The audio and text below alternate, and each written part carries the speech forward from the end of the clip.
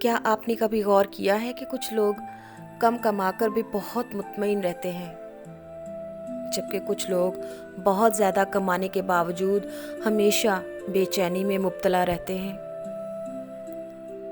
کیونکہ اصل فرق پیسے کا نہیں ہوتا، سوچ کا ہوتا ہے۔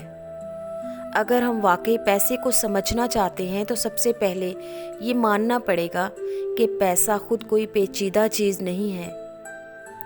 پیچیدگی ہم اس میں اپنی سوچ سے ڈالتے ہیں۔ زیادہ تر لوگ یہ سمجھتے ہیں کہ مالی کامیابی کا تعلق ذہانت سے ہے۔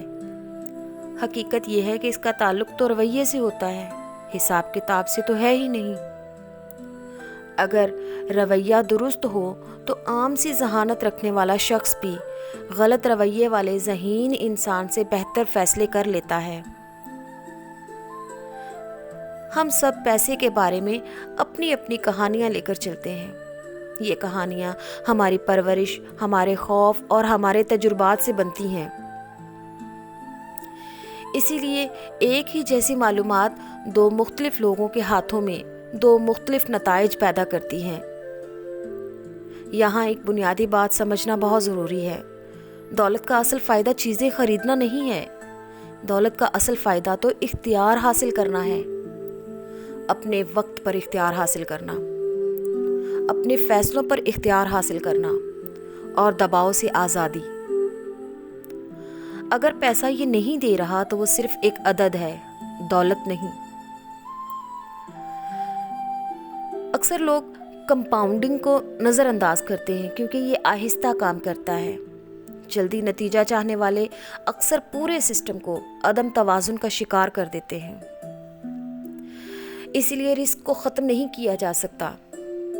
جو لوگ رسک سے بچنے کی کوشش کرتے ہیں وہ دراصل ایک اور رسک لے رہے ہوتے ہیں، کچھ نہ کرنے کا رسک۔ اصل سوال یہ نہیں کہ رسک موجود ہے یا نہیں۔ کوئی بھی انویسٹمنٹ بغیر رسک کے نہیں ہوتی۔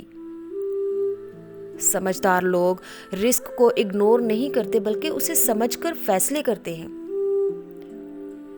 پھر ایک مرحلہ آتا ہے جہاں مزید کی خواہش سسٹم کو غیر مستحکم کر دیتی ہے۔ لالچ وہ مقام ہے جہاں اچھے فیصلے بھی غلط ہو جاتے ہیں، اور جو شخص وقت پر رکنا سیکھ لیتا ہے وہی محفوظ رہتا ہے۔ اپنے لیے انف کی حد لگانا بہت ضروری ہے، کیونکہ لالچ انسان کو غلط فیصلوں کی طرف دھکیلتا ہے۔ جو شخص یہ جان لیتا ہے کہ اس کے لیے کافی کی حد کہاں ہے تو وہی اپنے فیصلوں کو طویل عرصے تک متوازن رکھ پاتا ہے۔ آخر میں بات بہت سیدھی سی ہے۔ اکثر غلط فیصلے پیسے کی وجہ سے نہیں بلکہ فیصلہ کرنے کے انداز کی وجہ سے ہوتے ہیں۔ اگر آپ کو خود کو کنٹرول نہیں کر سکتے تو کوئی رقم آپ کو محفوظ نہیں بنا سکتی۔ اسی زاویے سے دی سائیکالوجی آف منی یہ ہمیں سکھاتی ہے کہ مالی آزادی سے پہلے ذہنی نظم و ضبط ضروری ہے۔ ہر کتاب ایک نئی گفتگو مانگتی ہے۔ اگلی گفتگو کس کتاب کے گرد گھومے گی یہ فیصلہ آپ کر سکتے ہیں۔